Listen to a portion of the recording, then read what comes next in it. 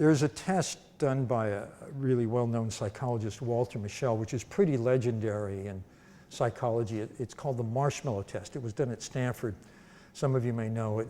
4-year-olds from the Bing preschool there were brought in one by one, sat down at a low table, a big juicy marshmallow put it there, and the experimenter says to the child, you can have that marshmallow now if you want, but if you don't eat it till I come back from running an errand, you can have 2 then. Then she leaves the room. This is a predicament that tries the soul of any 4-year-old. I have seen video, some go up and lick it and then jump back. Some sing to themselves to distract them. About a third can't stand it. They gobble it down on the spot. And about a third wait the endless 10 minutes or whatever and get 2. The payoff comes 14 years later. The kids are tracked down.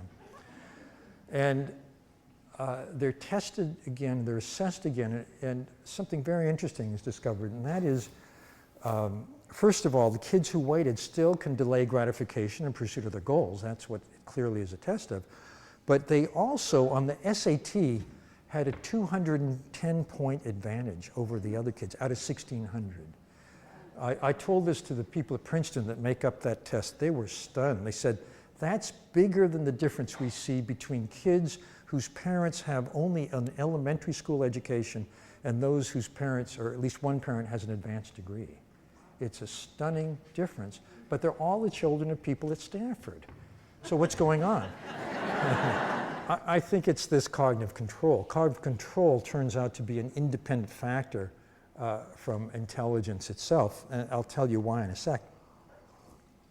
There was another study done, published much more recently, in New Zealand, where children in a city, kind of a Berkeley-sized city, every kid born for a year was followed, and between 4 and 8, they were rigorously tested on cognitive control.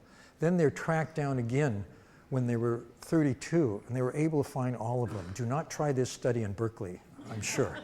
But there, you could do it.